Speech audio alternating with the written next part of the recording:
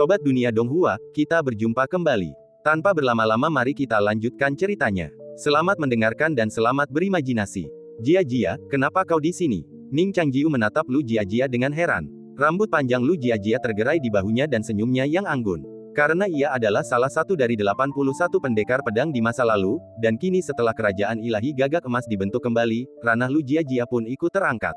Kini, ia tampak semakin bak peri yang bercahaya dan halus. Kenapa kau tidak menyambutku? Saat bertanya demikian, tatapan Lu Jia dengan lembut jatuh pada Ning Xiaoling. Ning Xiaoling menarik-narik ujung bajunya, tubuhnya sedikit meliuk-liuk, dan ragu-ragu, tidak, guru datang di waktu yang tepat. Lu Jia mendekat dan bertanya, apa yang kau bicarakan dengan kakak seniormu, Xiaoling? Berdiri di depan puncak-puncak gunung yang tertutup salju, Xiaoling terhanyut oleh auranya, dan tak kuasa menahan rasa kagum. Tidak, kami tidak membicarakan apa-apa. Kami hanya membicarakan beberapa kejadian baru-baru ini. Ning Xiaoling mundur selangkah. Lu Jia sedikit mengernyit. Ia mengulurkan tangan dan menarik telinga Ning Xiaoling, lalu mendengus dingin, murid jahat, apa kau pikir aku tidak mendengarnya? Ning Xiaoling berkata dengan polos, lalu guru mendengarnya dan masih bertanya.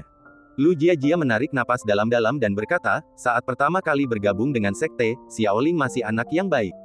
Bagaimana mungkin, kau semakin cakap sekarang? Ning Xiaoling menatap tatapan galak gurunya dan menjadi sedikit lebih keras. Ia berkata, ini adalah negara kuno dunia bawah. Xiaoling sekarang adalah raja dunia bawah. Guru mungkin bukan lawan Xiaoling di sini. Lu Jia mendengar ini dan tidak menyangka Xiaoling yang biasanya penurut akan marah. Yah, kau dan kakak senior bukan orang baik. Kau hanya belajar menindas gurumu dan menghancurkan leluhurmu. Menindas gurumu dan menghancurkan leluhurmu. Ning Xiaoling menjadi lebih percaya diri, guru, bagaimana biasanya kakak seniormu menindasmu? Ning Changjiu, yang menyaksikan kehebohan itu, terkejut. Tanpa sadar ia melirik Ye Changong yang masih terbaring di tempat tidur, dan merasa bahwa Ye Changong sangat polos. Xiaoling, kau, Lu Jia membuka mulutnya, kesal pada gadis yang berani membantahnya. Xiaoling, apa yang kau tahu? Kau hanya bicara omong kosong. Xiaoling, aku tidak bicara omong kosong. Ning Xiaoling berbicara seperti seorang master, mencatat semuanya, pandai besi, latihan tubuh, ekor rubah, Xiaoling tahu segalanya. Lu Jia menyipitkan matanya dan berkata, benarkah? Xiaoling tahu banyak. Petik 2. Ya, Xiaoling telah belajar banyak dari orang tuanya dan dia rajin serta tekun. Ah, sepertinya aku terlalu memanjakanmu. Aku harus menempa pedangmu di depan kakak seniormu. Xiaoling, kurasa kakak seniormu lebih suka melihatmu menempa pedang bersama guru. Hah, apa yang baru saja dikatakan Xiaoling? Guru, jantung Ning Xiaoling berdebar kencang, tetapi demi bersaing memperebutkan kakak seniornya, ia tak mau menyerah kali ini. Ning Changjiu mendesah. Melihat guru pedang dan murid di sana akan beradu, ia memanggil Liu Xiwan dengan niat menengahi. Liu Xiwan telah duduk di danau hati yang putih bersih, menyaksikan kegembiraan itu melalui matanya. Xiaoling adalah penguasa Netherworld. Sekarang dia ada di Netherworld, apa yang perlu ditakutkan? Jika aku Xiaoling, aku akan mendorongmu tepat di depan Jia dan melihat apa yang akan dia lakukan. Bukankah kau pendukung Jia? Ning Changjiu bertanya dalam hati. Aku, tapi pertengkaran mereka cukup menghibur, kata Liu Xiwan percaya diri. Begitu ia selesai berbicara, ia merasakan sebuah panggilan, jiwanya tanpa sadar meninggalkan laut Qi-nya, dan ia terkejut oleh suasana tegang itu. Lu Jia dan Ning Xiaoling, yang sedang asyik tarik-menarik, menoleh ke arah gadis berambut pendek yang tiba-tiba muncul di samping mereka. Gadis itu telah bangkit dari alam spiritualnya. Ia telah mengejek dan mendikte dunia batinnya, tetapi kini ia tiba-tiba terkekang dalam kenyataan. Liu Xiwan menggigit bibirnya, matanya terbuka lebar, tampak seperti gadis baik. Rambutnya yang gelap dan sedikit kusut tersisir rapi, dan ia tidak tahu harus berkata apa, jadi ia melambaikan tangan dengan lembut dan menyapa mereka. Nona Xiaoling, Nona Jia, selamat pagi. Suasana tiba-tiba menjadi tegang. Lu Jia bertanya, Xiwan, mengapa Anda di sini? Ning Xiaoling menatapnya dengan rasa ingin tahu, apakah ini Nona Liu Xiwan? Liu Xiwan mengangguk. Ia melirik Ning Changjiu dan berkata, saya di sini untuk menengahi. Bertekad untuk memberi pelajaran kepada murid mudanya, Lu Jia berkata dengan tenang, meskipun Nona Liu juga dari sekte pedang, bagaimanapun juga, ini adalah perselisihan pribadi antara kami, guru dan murid. Lu Jia ragu-ragu, menatap Liu Xiwan seolah mencoba mengintimidasinya. Keharmonisan adalah norma antara seorang guru dan murid. Liu Xiwan menenangkan diri dan melancarkan senjata pamungkasnya melawan Lu Jia. Lagi pula, menurutku Xiaoling dan Jia terlihat cukup mirip saat mereka kecil. Jia juga suka mengenakan gaun putih seperti ini saat kecil, tetapi gaun sekte saat itu tidak terlalu pas. Jia harus menabung dan turun gunung untuk membuat gaun pertamanya yang dibuat khusus. Xiaoling jauh lebih baik, dia terlihat cantik dengan gaun apapun. Ning Xiaoling diam-diam menundukkan kepalanya, melirik jari-jari kakinya yang seperti bunga teratai di balik ujung roknya. Ia dan Lu Jiajia saling berpandangan. Petik 2. Mereka berdua terdiam. Liu Siwan telah berhasil melukai mereka berdua dengan satu kalimat. Ia dipenuhi rasa bangga karena berhasil mencegah mereka. Ia berbalik dan tersenyum pada Ning Changjiu, seolah-olah ingin mengambil pujian. Ning Changjiu menatapnya, mengerutkan bibir, ragu apakah harus mengingatkannya bahwa di belakangnya, Lu Jiajia dan Ning Xiaoling telah bersatu, menghadapi dunia luar dengan wajah yang bersatu, wajah-wajah muram mendekat. Liu Siwan merasakan hawa dingin menjalar di punggungnya. Tak lama kemudian, seseorang datang menyelamatkannya. Pintu terbuka lagi, dan kali ini, Tuan Siming yang masuk. Siming masih mengenakan jubah hitam bersih khas pendeta, dan rambut panjangnya berwarna terang, seolah mengikuti aliran air yang berkilauan. Ia bertelanjang kaki, seputih salju, dan meridiannya yang halus sedikit bergelombang, seperti porselen yang indah. Ketika Siming datang, ia memegang pedang Lu Jiajia di tangannya dan membawa pedang hitam di punggungnya. Ketika ia berjalan ke aula dalam, angin yang sedikit dingin bertiup masuk melalui pintu, menampakkan aura pedang yang dingin. Jantung Ning Changjiu berdebar kencang, ia perlahan menoleh dan menatap mata Siming yang sedingin es. Keduanya sudah berbulan-bulan tak bertemu. Bibir merah Siming bergerak, lalu ia tersenyum dan berkata, "Kenapa di sini ramai sekali? Siapa ini?" Ia baru saja berbicara, tetapi dalam luapan emosi yang ditimbulkan oleh perpisahan yang panjang, Ning Changjiu tak kuasa menahan dorongan hatinya, dan segera melangkah maju dan memeluknya. Tubuh mereka saling menempel. Siming tertegun. Meskipun ia juga senang, ia bisa melihat Lu Jiajia, Ning Xiaoling, dan Liu Siwan semuanya menatapnya. Jinwu, yang berdiri di sampingnya seperti induk ayam yang mengerami telur, juga menatapnya. Ye Changong berbaring diam, tak menunjukkan tanda-tanda bangun. Tiba-tiba ia bingung harus meletakkan tangannya di mana. "Suer, lama tak bertemu." Ning Changjiu memeluknya dan berkata lembut. Siming yang biasanya riang kini menjadi lebih pendiam. Bulu matanya bergetar dan ia berbisik, aku tahu, aku tahu. Oke, banyak orang yang memperhatikan. Suer juga bisa malu." Ning Changjiu tertawa. Petik 2. Tidak, aku malu padamu. Siming mendengus. Meskipun berkata begitu, wajahnya sedikit memerah. Setelah ragu-ragu, tangannya dengan lembut menyentuh punggung Ning Changjiu. Rambutnya yang semula berwarna terang kini terbakar bagai api yang berkobar. Merah itu adalah merah pohon persik di musim semi, menyala tanpa amarah. Singkatnya, emosinya terekspos. Siming merasa malu dan tatapannya mengelak. Ia tak lagi punya momentum untuk memburu Lu Jiajia. Di bawah tatapan semua orang, keduanya berpelukan sejenak, dan semua orang merasa sedikit malu.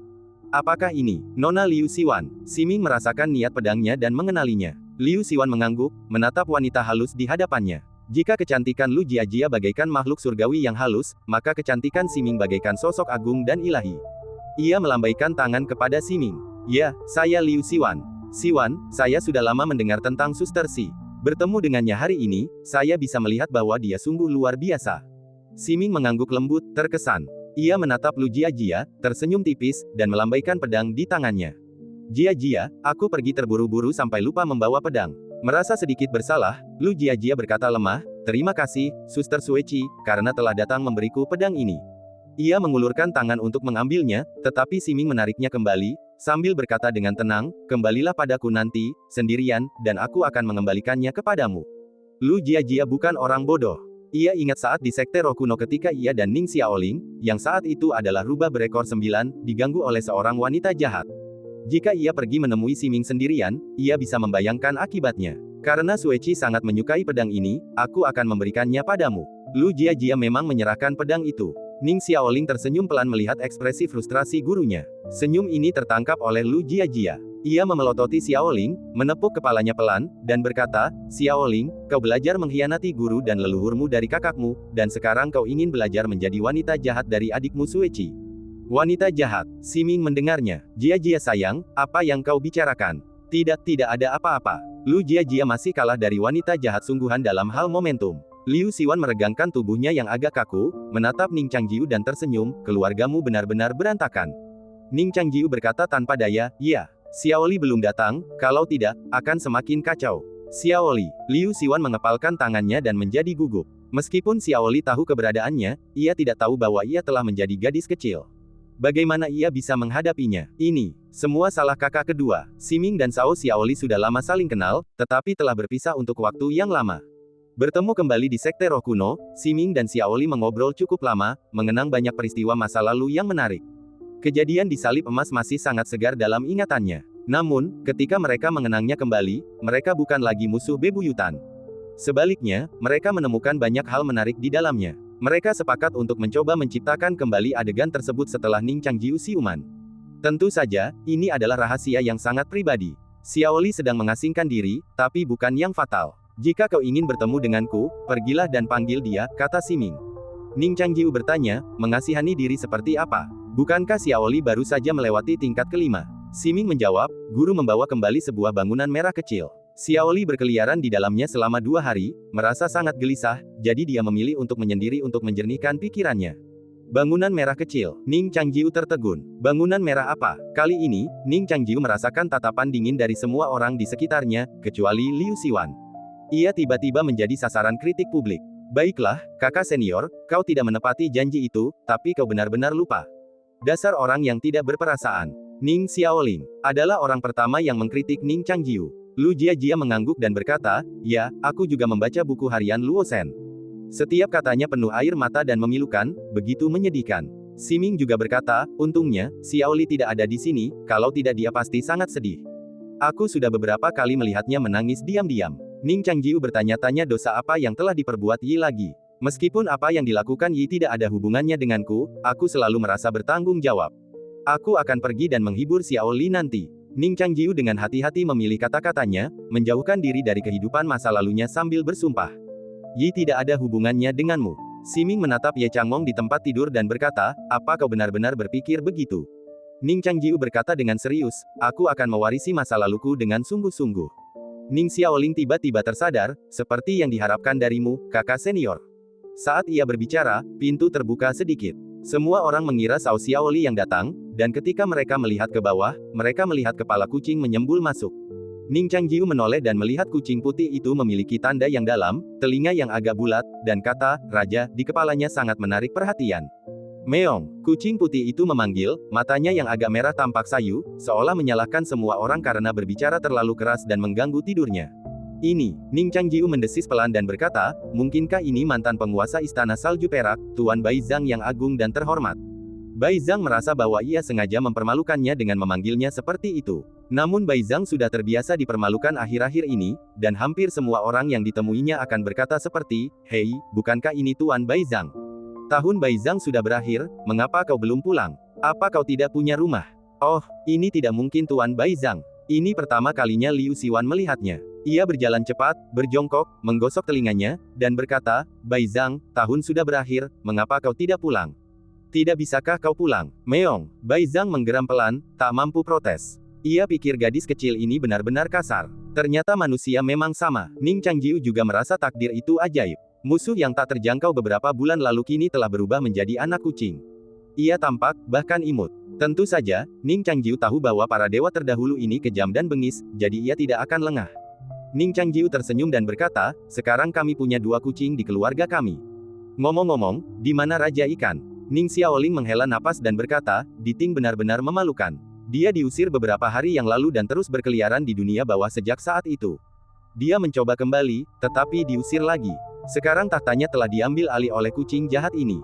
Ning Changjiu mengamuk, Raja Ikan mempertaruhkan nyawanya untuk kita, bagaimana mungkin dia membiarkan Bai Zhang menindasnya seperti ini? Mungkin ini hanya penindasan garis keturunan. Ning Xiaoling berkacak pinggang dan berkata tanpa daya, tidak ada yang bisa kulakukan. Gadis bodoh Zhou Yu itu mencintai kucing ini. Jika aku mengusirnya, Zhou Yu akan menulis manifesto untuk mencelaku, dan aku tidak ingin mendengarnya membaca puisi. Jadi aku harus membiarkan Diting menderita. Bai Zhang mengangkat kepalanya dan mengeong dingin, cukup arogan. Ning Changjiu hendak menegur kucing jahat itu ketika sepasang tangan seputih salju terjulur melalui celah pintu, meraih kaki depan Bai Zhang, dan mengangkatnya. Bai Zhang mengeong, seolah meronta. Kemudian, sebuah kepala yang konyol dan cantik muncul. Zhou Yu mengenakan gaun hitam yang rumit. Ia memandang orang-orang di ruangan itu dan merasa suasananya sangat aneh. Aku kesini hanya untuk mencari kucing, Zhou Yu menjelaskan dan segera pergi bersama Bai Zhang. Ruangan itu hening sejenak. Ning Changjiu memandangi para wanita di sekitarnya, merasa hangat sekaligus gelisah. Seandainya Xianger ada di sini, pemandangannya pasti akan lebih indah. Ning Xiaoling berbicara lebih dulu, menyetujui dengan sungguh-sungguh. Ning Changjiu menatapnya dan mendesah, Xiaoling benar-benar perhatian pada kakak seniorku.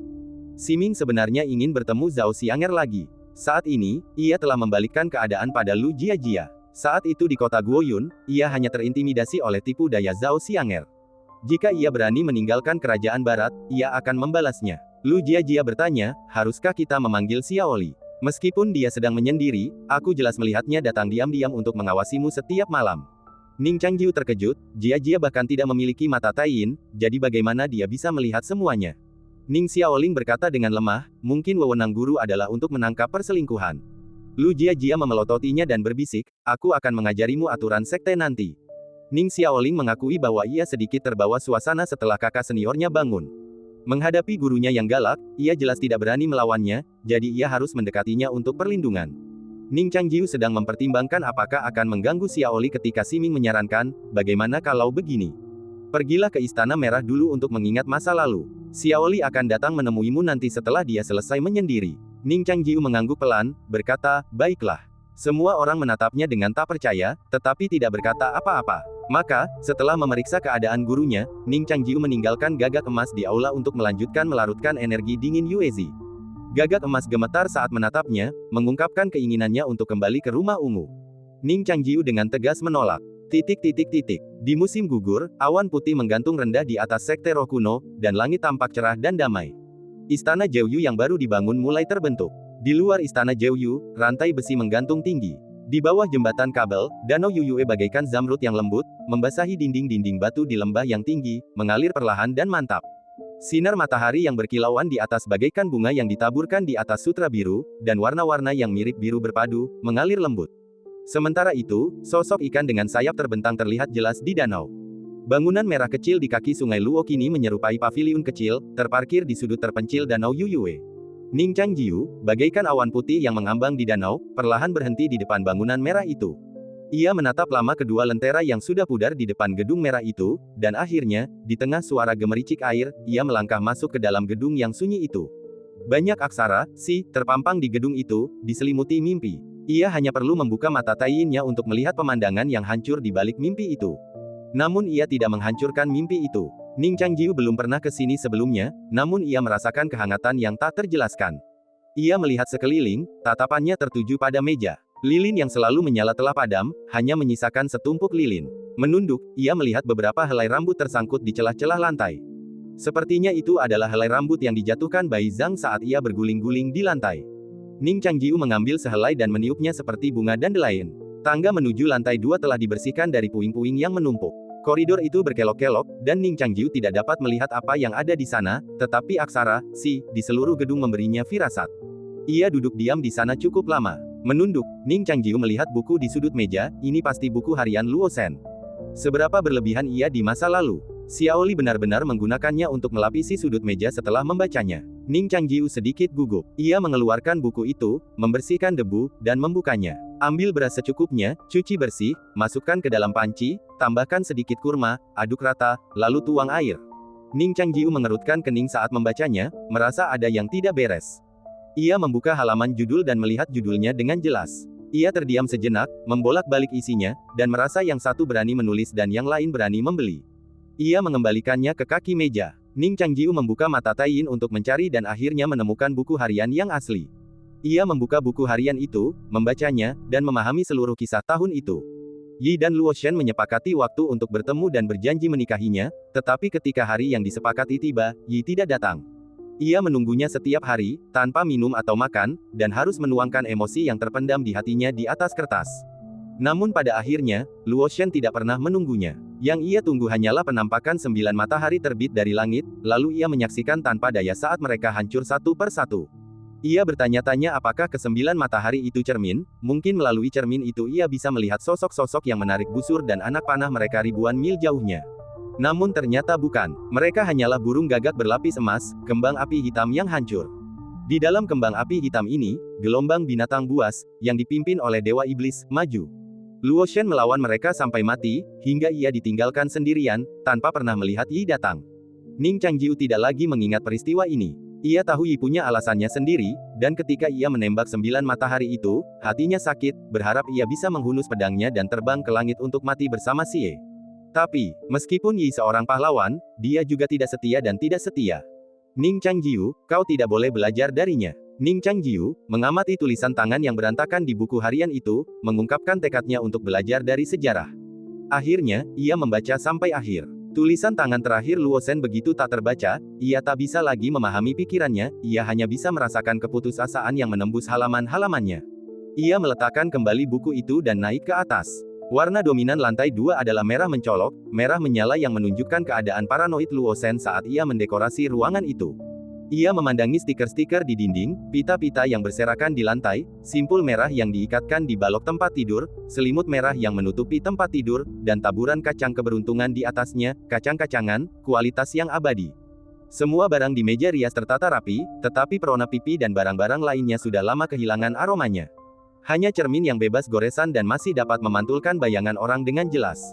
Ning Changjiu mencoba menemukan beberapa bayangan yang pernah terpantul di cermin, tetapi itu sudah terlalu lama dan tidak ada yang terlihat sekarang. Ning Changjiu duduk di sana, memandangi dirinya sendiri di cermin, dan berbisik, Dewi Luo meninggal sebelum ia sempat menunggu Yi, dan yang tersisa hanyalah Xiao Li yang konyol. Untungnya, ada lebih dari satu kehidupan, jadi mari kita tebus penyesalanmu. Ning Changjiu melambaikan tangan ke cermin dan dengan lembut mengucapkan selamat tinggal kepada orang-orang yang telah lama pergi. Tidak ada yang menjawab, tetapi pintu lemari berderit. Ning Changjiu melihat ke arah suara itu, tetapi mendengar isakan pelan. Pintu lemari terbuka, dan Ning Changjiu melihat Xiao Li dalam balutan gaun putih bersembunyi di lemari, menatapnya dengan air mata berlinang. Xiao Li, Ning Changjiu sedikit terharu. Dia melihat ke arah lemari pakaian merah kuno dan bertanya, kenapa kamu di sini? Xiao Li mengendus dan berbisik, Xiao Li. Xiao Li sedang menyendiri. Lemari itu tampak suram, tetapi cat merah di dinding dapur masih sangat baru, seolah baru dicat kemarin. Pakaian-pakaian di dalamnya masih tertata rapi. Gaya-gayanya memang agak tua, tetapi tampak cerah. Namun, seluruh bangunan kayu itu pengap dan redup. Cahaya terang terhalang di luar jendela. Ketika cahaya itu masuk ke dalam bangunan, cahayanya setipis debu yang mengambang di air. Xiao Li duduk di sana, menyandarkan tubuhnya pada dinding kayu yang keras. Ia menatap Ning Changjiu, matanya yang agak merah berkilauan dengan air mata, dan bulu matanya yang tipis basah dan saling menempel. Ning Changjiu tidak dapat menggambarkan suasana hatinya saat itu dengan tepat. Ia menatap wajah Xiao Li yang menangis, dan isak tangis gadis itu adalah satu-satunya suara yang jelas di telinganya. Gadis itu seperti hantu yang bersembunyi di dalam lemari, menunggunya selama ribuan tahun. Mereka bertemu dalam diam, hanya air mata yang menggenang di matanya. Ning Changjiu mengulurkan tangannya kepada gadis itu, dan Xiao Li menerimanya. Ia menariknya keluar dari lemari merah yang seperti peti mati itu. Gadis itu terhuyung dan mencondongkan tubuh ke depan, membentur dadanya. Ning Changjiu memanfaatkan kesempatan itu untuk memeluknya. Saat mereka berpelukan, tubuh kokoh pemuda itu dan tubuh lembut gadis itu saling bereaksi. Mereka berpelukan erat, kepala bertemu kepala, tubuh bertemu tubuh. Cermin memantulkan sosok mereka. Semilir angin bertiup melalui kisi-kisi jendela, membawa irama lembut tanpa suhu. Penantian bertahun-tahun seakan kembali pada saat ini. Di tengah emosi yang kuat dan kompleks, mereka seolah perlu melakukan sesuatu untuk mencapai kesempurnaan. Kebetulan, ranjang pernikahan yang mereka miliki tahun itu cukup kokoh. Namun, luapan emosi membanjiri jiwa gadis yang rapuh itu. Ia membenamkan kepalanya di dada Ning Changjiu dan menangis terseduh-seduh. Pakaian mereka berdua basah kuyup. Xiao Li tak bisa melihat apa-apa lagi, hanya air mata yang terus mengalir tanpa sadar. Ia terduduk di pelukan Ning Changjiu, terisak, "Guru, mengapa Anda mengganggu retret saya? Kakak Anda, Ximing, meminta saya untuk datang." Ning Changjiu mengelak. Hati Xiao Li semakin teriris. Dia jahat sekali. Xiao Li ingin menemui guru dengan bahagia setelah cukup menangis. Xiao Li, Ning Changjiu membisikkan namanya pelan, mengulurkan tangan untuk menghapus air matanya, tetapi semakin dia menghapusnya, semakin banyak air mata yang mengalir. Xiao Li menatapnya kosong, berkata, "Guru, apakah Anda melihat semuanya?" Ning Changjiu mengangguk pelan, "Ya, Guru, saya merasa bersalah." Xiao Li memaafkannya, "Itu kisah Yi dan Luo Shen. Apa hubungannya dengan kita? Guru, jangan merasa bersalah." Di kuil Netherworld, Ning Changjiu ingin memutuskan hubungan dengan dirinya di masa lalu, tetapi campur tangan gadis itu tiba-tiba menusuk hatinya. "Ya, apa hubungan kita dengan mereka?" Ning Changjiu berkata perlahan, tiba-tiba meraih lutut Xiao Li dan mengangkatnya. Xiao Li menangis, dan memeluk leher Ning Changjiu. Wanita muda bergaun putih itu kini tampak sangat cantik, wajahnya berlinang air mata. Jalinan paradoks antara keterasingan dan ambiguitas membangkitkan keindahan transendental. Ning Changjiu berkata lembut, "Xiao Li, kemanapun kau ingin pergi, aku akan membawamu. Aku tidak akan mengingkari janjiku." Jantung Xiao Li berdebar kencang saat ia menatap wajah Ning Changjiu. Ia merasakan rasa aman yang tak terjelaskan dalam pelukannya. Kemana mereka akan pergi? Pikiran Cao Xiaoli buyar mendengar pertanyaan itu. Tempat tidur berada dalam jangkauannya, tetapi ia memikirkan bagaimana ia menangis sekeras-kerasnya, membasahi pakaiannya dan tuannya. Jadi, Xiaoli juga ingin berjemur, kata Cao Xiaoli sungguh-sungguh. Maka mereka meninggalkan Istana Merah dan pergi ke Danau Yuyue untuk berjemur. Cao Xiaoli duduk di samping Ning Changjiu, memandangi air berwarna zamrud. Matahari terbit sedikit di atasnya, cahaya keemasannya menebarkan bayangan di atas lembah, menciptakan pola yang berkilauan. Noda air di pakaian Cao Xiaoli perlahan mengering, hanya menyisakan sedikit kerutan bekas air matanya. Ia terlambat menyesali jawabannya. Tadi, semuanya tampak berjalan lancar, lalu, di saat yang paling genting, ia malah menyarankan sesuatu yang memusingkan seperti berjemur. Cao Xiaoli menatap matahari, yang tiba-tiba terasa jauh lebih dingin. Ia melirik profil Ning Changjiu, ingin mempertimbangkan kembali keputusannya, tetapi sekarang, dengan angin sepoi-sepoi dan sinar matahari yang cerah, suasananya benar-benar berbeda, dan kata-katanya tercekat di tenggorokan, terlalu malu untuk diucapkan. Ada apa? Ning Changjiu menyadari keanehannya dan bertanya dengan khawatir. Cao Xiaoli merasa ia bisa lebih bijaksana, jadi ia melipat kaki rampingnya dan meringkuk, meletakkan dagunya di lutut. Dengan sedikit menggigil, ia berkata, "Tuan, Xiaoli." Xiaoli kedinginan sekali. Ning Changjiu menggenggam tangannya dan merasakannya hangat. Mungkin ia sedang pilek. Matahari di sini kurang hangat. Aku akan membawamu ke tempat yang lebih hangat, kata Ning Changjiu lembut. Sebuah tempat peristirahatan, tentu saja, tempat tidur. Cao Xiaoli berpikir, bos dan aku benar-benar selaras. Lalu, Cao Xiaoli menatap matahari yang bersinar terang di hadapannya, lalu terdiam. Api menjilati pipinya, wajahnya yang pucat memantulkan api yang menari-nari. Sesekali, api menyembur dari lengan baju putih salju gadis itu. Meskipun tampak membakar, api itu sebenarnya lembut, lebih seperti minyak yang menyembur dari lengan bajunya. 6 pilar logika mistis bersinar terang di belakangnya. Ning Changjiu menatap matahari yang telah ia susun dengan susah payah dan berkata dengan bangga, "Ayo, kita berjemur bersama." Setelah itu, ia menggandeng tangan Cao Xiaoli dan bergegas ke lautan api. Inilah kerajaan surgawinya, dan sebagian besar aturannya lahir dari kehendaknya. Jadi, memasukinya kini terasa lebih seperti berendam di sumber air panas bersama. Cao Xiaoli menggenggam tangannya, dan keduanya berjalan bersama, dari satu ujung matahari ke ujung lainnya. Di tengah rasa frustrasinya, Cao Xiaoli juga merasakan sentuhan romantis. "Apakah kamu masih kedinginan?" tanya Ning Changjiu. Cao Xiaoli berkata, "Kamu tidak akan kedinginan dengan guru di sini." Ning Changjiu meringkuk bersamanya di tengah matahari untuk beberapa saat, dan Cao Xiaoli memanfaatkan kesempatan itu untuk mengecup pipinya. "Baiklah, Jinwu harus kembali untuk membantu guru menyembuhkan penyakitnya, jadi ayo kita kembali juga," kata Ning Changjiu. Cao Xiaoli masih enggan pergi, tetapi ketika teringat guru, ia langsung mengangguk. Mereka meninggalkan Jinwu, dan atas perintah Ning Changjiu, Jinwu juga diam-diam terbang kembali dan terus mencairkan es di dahan bulan. Cao Xiaoli berkata, "Ngomong-ngomong, guru, tolong jangan beritahu mereka bahwa aku menangis di dalam lemari." Ning Changjiu berpura-pura bingung dan berkata, "Menangis? Xiaoli kuat sekali, kapan kau menangis?" Cao Xiaoli memuji, guru benar-benar perhatian. Ning Changjiu tersenyum. Setelah ragu-ragu, Cao Xiaoli tiba-tiba meraih sesuatu dari sisinya, mengeluarkan sesuatu dari kehampaan, dan berkata, ini hadiah untuk guru." "Hah? Apa ini?" Ning Changjiu menerimanya. Cao Xiaoli berkata, "Ini kalender." "Kalender? Ya, kalender." Cao Xiaoli menekankan nadanya, seolah mengisyaratkan sesuatu. Ning Changjiu langsung teringat buku harian itu dan fakta bahwa Yi telah melewatkan janji temu. Merasa bersalah, ia berkata, "Xiaoli, apakah kau mengingatkanku untuk tidak melupakan tanggal dan tidak pernah melewatkan janji temu lagi?" Cao Xiaoli merenung, "Jika Tuan berpikir begitu, tidak apa-apa. Terima kasih atas hadiahnya, Xiaoli." Ning Changjiu dengan senang hati menerimanya dan mengacak-acak rambutnya. Cao Xiaoli tersenyum tipis, diam-diam menyalahkan dirinya sendiri karena tidak cukup berani. Jika itu wanita lain, mereka pasti sudah mengalahkan Tuan sejak lama. Cao Xiaoli hendak melancarkan serangan lagi, tetapi sesosok ramping seperti asap meluncur mendekat. Xiaoli mendongak dan melihat sepasang kaki telanjang seputih es dan salju, ujung gaun hitamnya bergoyang lembut mengikuti kaki gioknya. Orang yang datang adalah Siming. Rambut panjangnya berwarna samar, agak ambigu, bibirnya yang lembut dan berwarna ceri terukir senyum. Ia menatap mereka dengan bingung, bagaimana kalian bisa kembali secepat ini?" Cao Xiaoli menggigit bibirnya. Ia tahu ini adalah Siming yang sengaja menciptakan kesempatan untuknya. Suster Sueci begitu pemaaf. Ia benar-benar telah salah menilai Suster Sueci di masa lalu. Sayang sekali ia tidak memanfaatkannya. Ia bahkan tidak berani mengatakan mereka hanya berjemur di bawah sinar matahari. Namun Cao Xiaoli memanfaatkan kesempatan itu. Ia mendengus dingin, "Apa? Suster Siming tidak menyambut kita kembali?" Baiklah, Tuan, karena dia tidak menyambut kita, mari kita kembali ke rumah merah kecil. Ning Changjiu jelas tidak mengerti pikiran halus Xiaoli. Ia dengan tegas menjawab, apa yang kau bicarakan? Suer, Xiaoli kita masih seorang wanita suci dari keluarga bangsawan.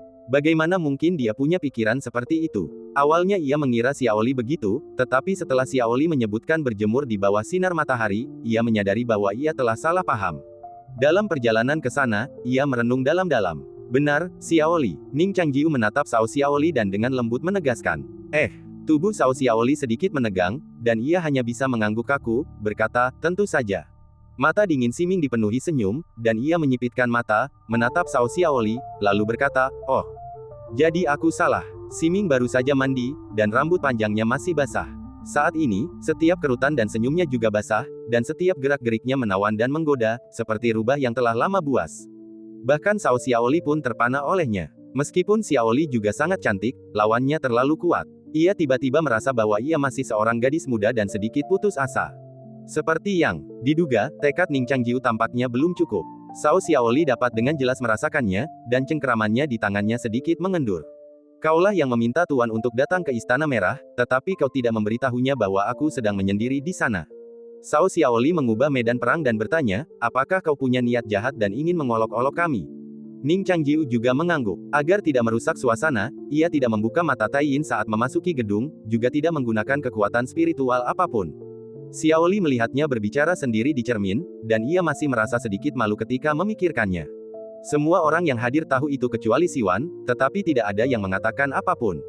Siming tersenyum dan berkata, jika kau hanya menyalahkanku, bukankah terlalu tidak adil untuk memberi penghargaan dan hukuman? Ning Changjiu menatap senyum menawan Sueci yang telah lama hilang dan bertekad untuk menghukumnya dengan keras. Xiaoling dan Jia Jia awalnya murni dan lembut, tetapi setelah bertemu denganmu, temperamen mereka berubah. Ning Changjiu tersenyum dan bercanda, aku harus membunuhmu, sang pemimpin, dan menjadikanmu contoh. Siming berpura-pura takut. Tak lama kemudian, ketakutannya berubah menjadi ketakutan yang nyata. Di samping Ning Changjiu, Cao Xiaoli mengeluarkan sebuah kotak kayu entah dari mana. Ia membukanya dan menghitung barang-barang di dalamnya, menghitungnya seperti harta karun. Ekspresi Siming membeku, dan ia mundur 2 langkah, lalu berkata, Xiaoli, ini, kenapa kau masih membawanya?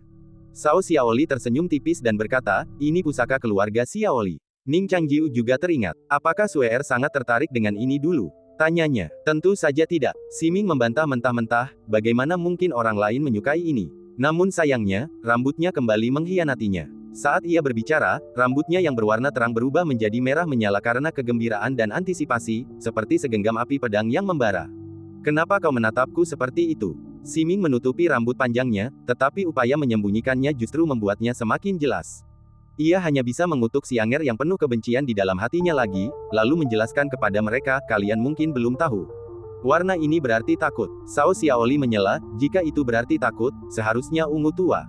Ning Changjiu tiba-tiba menyadari, jadi Suer suka ini. Aku tidak suka. Balas Siming lemah, momentumnya hilang, dan berbalik untuk pergi. Tapi dia tidak bisa pergi. Keesokan harinya, ketika Lu Jiajia melihat Siming, dia terkejut mendapati Suster Sueci, yang biasanya mengenakan pakaian dingin, telah membungkus dirinya dengan erat. Tanggal 27 Oktober dini hari. Suster Luoshen, aku tahu aku ini kau, tapi aku masih lebih suka memanggilmu Suster. Kau sengaja membiarkan beberapa halaman buku harian ini kosong, haruskah itu untukku?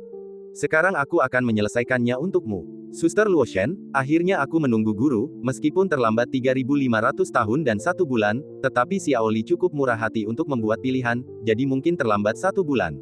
Suster, bisakah kau memaafkannya? Bangunan itu tidak lagi berada di dasar sungai Luo yang gelap. Di sebelah bangunan itu terdapat danau Yuyue, yang sangat indah. Ada juga seekor ikan bernama Yehuli di dalamnya. Bahkan kucing kita yang paling ganas pun tak dapat mengalahkannya. Aku juga bertemu banyak orang baik, termasuk Ning Xiaoling yang suka berpura-pura polos, dan yang tampaknya jahat. Si Maming, ada Lu Jiajia, yang suka bertingkah seperti peri dingin tetapi sebenarnya bodoh. Tentu saja, yang terpenting adalah guru lamaku, Ning Changjiu. Guru, adalah orang yang sangat baik, sama sepertimu, tahu saat itu.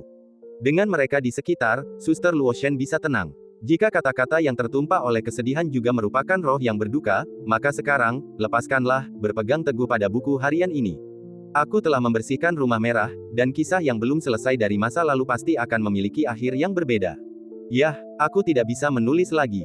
Jadi, mari kita ucapkan selamat tinggal. Tulisan tangan Xiaoli lebih bagus darimu. Sao Xiaoli meletakkan penanya dan dengan lembut mengeringkan tintanya. Goresan kuasnya yang halus membeku tertiup angin, dan ia tiba-tiba merasa bangga telah menyelesaikan pekerjaan yang belum selesai itu. Dilindungi oleh formasi sekte roh kuno, langit musim gugur tanpa lapisan yang jelas. Bunga-bunga masih bermekaran di tepi danau Yuyue, bergoyang tertiup angin laut dari laut selatan, seolah tak dapat membedakan 4 musim. Ning Changjiu, Lu Jiajia, dan Siming berjalan-jalan di tepi danau seperti biasa. Lu Jiajia melepas sepatu polosnya dan memegangnya dengan ringan di satu tangan. Dengan tangan yang lain, ia mengangkat ujung roknya dan berjalan tanpa alas kaki di atas pasir yang lembut. Danau itu bergelombang seperti air pasang. Ning Changjiu dan Siming berpegangan tangan dengan lembut. Siming memiliki temperamen yang agak dingin, seolah-olah ia menyimpan dendam atas apa yang terjadi tadi malam. Tentu saja, yang paling kesal adalah Ning Xiaoling yang tidak bisa meninggalkan dunia bawah. Di gedung merah di kejauhan, Sao Xiaoli juga keluar dengan puas dan berjalan di tepi danau bersama mereka. Lu Jiajia menatap gadis yang berlari menghampirinya dan tersenyum, suamimu memiliki banyak istri dan selir. Prestasinya begitu menakjubkan sehingga guru ini tercengang. Siming menatapnya dan bertanya, apa kau panik, Jiajia? Kenapa aku harus panik? Tanya Lu Jiajia ringan. Jiajia, kau menganggap dirimu istri pertama, kan? Tapi siapa yang sebenarnya bisa kau kendalikan? Saat Tuan bangun dan Zhao Xianger tiba, bukankah status rapuhmu akan hilang? Tanya Siming logis. Lu Jiajia menatap air danau yang mengalir di atas kakinya dan berkata pelan, bagaimana mungkin aku begitu picik? Jangan berasumsi seperti itu, benarkah? Siming mencondongkan tubuh, mengusap dadanya, dan berkata sambil tersenyum, coba kulihat apakah hati Jiajia kecil itu tulus. Petik 2. Aku tidak akan menunjukkannya pada perempuan jalang berekor. Ah, kau, bagaimana kau tahu? Apa, benarkah? Beraninya kau berbohong padaku. Lu Jiajia mengerang dan melarikan diri, dan keduanya saling kejar di tepi danau. Sao Xiaoli juga datang ke sisi Ning Changjiu. Sepertinya kedua saudari itu akan bertengkar, kata Sao Xiaoli cemas. Mereka melakukan ini setiap hari, kau akan terbiasa, hibur Ning Changjiu. Sao Xiaoli bertanya dengan rasa ingin tahu, lalu siapa istri tertuanya? Ning Changjiu menjawab dengan tenang, kita semua sesama Taois, jadi apa bedanya istri dan selir? Lu Jiajia dan Siming mendengar ini, lalu mereka berbalik dan bergumam pelan, puh. Di 3000 dunia, Zhao Xianger menutup cermin air dan mengambil pena serta kertas untuk membuat catatan lain. Mereka bertiga berjalan-jalan di tepi danau Yuyue, mendiskusikan kapan guru mereka akan bangun, sambil memikirkan cara untuk mengembalikan cahaya bulan ke siang hari dan mengalahkan iblis dari luar angkasa. Mereka semua tahu bahwa di balik permukaan hari yang tampak cerah ini, seekor ikan raksasa bermulut berdarah mengintai, siap mencambuk ekornya dan menimbulkan pusaran air. Namun, diskusi-diskusi fantastis ini pada akhirnya tidak membuahkan hasil. Hingga hari ini, tak seorang pun tahu siapa pangeran kegelapan itu. Namun, entah mengapa, Ning Changjiu terus teringat akan badai petir di kota Kekaisaran Zhao. Selama badai petir itu, sosoknya yang tampaknya tak terlihat, yang telah mengolah Dao selama 24 tahun, berbicara kepadanya. Bahkan setelah bertahun-tahun, ia masih mengingat kata-kata ini, sebuah pengalaman yang bagaikan mimpi, dengan jelas. Selama bertahun-tahun, aku sering melihat sebuah penglihatan, lautan bintang yang hitam pekat dan tak terbatas. Langit dipenuhi bintang-bintang mati, hanya sedikit yang masih bersinar, berjuang untuk bersinar, seolah mencoba menyalurkan apinya ke semua bintang mati lainnya. Asteris. Bintang mati, apa itu? Wilayah bintang mati. Apa sebenarnya wilayah bintang mati itu? Ia tidak mendapatkan jawaban lebih lanjut saat itu. Di sampingnya, Sao Xiaoli sedang mengobrol dengan Lu Jiajia dan Siming, tetapi mereka sudah beralih ke topik lain. Ah, aku sangat iri pada kalian. Kalian bisa menemani guru dalam perjalanan seperti ini, sementara Xiaoli hanya bisa tinggal sendirian di kota batas rusak, berjuang untuk bertahan, kata Sao Xiaoli sambil menundukkan kepala. Siming tersenyum dan berkata, jika kita benar-benar membicarakan siapa yang telah menempuh jarak terjauh bersama, seharusnya Jiajia. Sayang sekali, selama bertahun-tahun ini, aku belum bisa benar-benar berjalan melalui Nanzu. Lu Jiajia pun merendah, jangan bicara begitu. Kurasa orang yang paling harus kuucapkan terima kasih adalah Suster Sueci. Kalau bukan karenamu di Luoshu, kami pasti kesulitan untuk keluar dengan selamat. Luoshu. Mendengar kata-kata mereka, Ning Changjiu teringat sebuah kejadian kecil dan sedikit teralihkan perhatiannya. Sao Xiaoli lah yang paling peka. Ia menatap Ning Changjiu dan bertanya, guru, ada apa denganmu? Kau terus memikirkan sesuatu sejak tadi. Ning Changjiu menggelengkan kepalanya dan berkata, tidak ada. Lu Jiajia mengerutkan kening, sedikit kesal, apa kau akan menyembunyikan sesuatu dari kami? Ning Changjiu berkata, aku baru saja teringat seorang pria tua yang kutemui di pintu masuk kuil. Kuil, pria tua. Siming bertanya dengan bingung, kapan itu terjadi? Kenapa aku tidak mengingatnya sama sekali? Ning Changjiu berkata, ketika aku kembali dari peringkat surgawi, aku melewati sebuah kuil kecil dan mendapat kilasan inspirasi. Aku pergi melihatnya dan bertemu dengan lelaki tua aneh itu. Kau tidak bersamaku saat itu. Ning Changjiu menceritakan secara singkat apa yang telah terjadi. Ia sangat terkesan dengan kejadian ini karena ada begitu banyak hal aneh di dalamnya. Misalnya, lelaki tua itu berkata bahwa ia telah mencari sesuatu yang hilang, dan juga berkata, ada rahasia dalam kegelapan yang hanya aku yang tahu. Terlebih lagi, ketika ia meninggal, wilayahnya tiba-tiba melampaui Istana Ungu dan memasuki 5 jalan. Ketika tubuhnya mati dan jalannya menghilang, ia juga menampakkan sosok samar lainnya, tetapi sosok itu dengan cepat tertiup angin, dan tak seorang pun melihatnya kecuali dirinya sendiri. Bagaimana mungkin ada hal aneh seperti itu? Siming juga merasa aneh. Mungkinkah ada seorang petapa yang tersesat? Tanya Lu Jiajia. Ning Changjiu menggelengkan kepala dan berkata, dia punya seorang putra. Menurut para biksu di kuil, putranya datang mencarinya, tetapi lelaki tua itu tidak mengenalinya. Cao Xiaoli berspekulasi, mungkinkah dia dirasuki oleh tubuh lain? Dirasuki. Ning Changjiu memikirkan kejadian sebelum kematian lelaki tua itu dan merasa kemungkinan inilah yang paling tinggi. Ia berkata, oh, benar, lelaki tua itu bilang dia datang dari barat. Dilihat dari kuilnya, itu arah Menara Luoshu. Itu hanya beberapa bulan setelah bencana di Menara Luoshu. Menara Luoshu. Siming tidak tahu. Saat itu, Menara Luoshu runtuh, Mu Lingtong meninggal, dan utusan Dewa Zhang Putih turun dari langit. Mereka bergegas kembali ke Sekte Roh Kuno, jadi bagaimana mungkin mereka peduli dengan hal lain? Lu Jiajia juga tidak punya pikiran apa-apa, jadi ia bertanya dengan santai, apakah kau ingat seperti apa rupa lelaki tua itu? Tentu saja, jawab Ning Changjiu, sambil mengulurkan tangan dan menggambar rupa lelaki tua itu. Semua orang menggelengkan kepala, menandakan bahwa mereka belum pernah melihatnya. Hal ini memang sudah diduga. Ning Changjiu menghapus gambar lelaki tua itu dan dengan santai menggambar bayangannya yang sekilas sebelum ajal menjemput. Cao Xiaoli menatapnya sejenak, mengira ia hanyalah lelaki tua biasa. Ning Changjiu hendak menghapus yang ini juga ketika ia merasakan keheningan yang mencekam. Ia melirik ke samping dan melihat Siming dan Lu Jiajia sama-sama menatap kosong ke lukisan yang tergantung. Seolah teringat sesuatu, mereka membeku di tempat, pupil mereka menyipit, wajah mereka menunjukkan ekspresi tak percaya. Ada apa? Tanya Ning Changjiu. Siming menatap lukisan itu, kulit kepalanya kesemutan. Ia bertanya dengan ragu. Dia, sepertinya kita pernah melihatnya sebelumnya. Ya, Ning Changjiu juga merasakan hawa dingin menjalar di punggungnya. Di mana kita pernah melihatnya? Luoshu, itu Luoshu. Lu Jiajia akhirnya ingat, berkata dengan tegas, itu gunung bersalju, ya, namanya Gunung Jier. Orang tua itu memahat gunungnya lalu bunuh diri. Asteris. Bunuh diri. Ning Changjiu merasa pertanyaan itu semakin aneh. Jiajia, kau salah. Siming sepertinya mengerti sesuatu. Dia tidak bunuh diri. Kita semua mengira dia sudah mati, tapi sekarang sepertinya dia benar-benar. Dia naik ke surga. Seru Lu Jiajia, pemahamannya mulai muncul. Pupil mata Ning Changjiu sedikit mengecil, segudang pertanyaan dan pikiran mengejutkan membanjiri benaknya. Sebelum mereka sempat melanjutkan diskusi, seekor kucing putih dengan lincah berlari ke tepi danau, mengeong beberapa kali. Tuan telah bangun, kata Siming, satu-satunya yang mengerti bahasa kucing. Dan cerita pun berakhir, nantikan cerita selanjutnya. Terima kasih telah mendengarkan.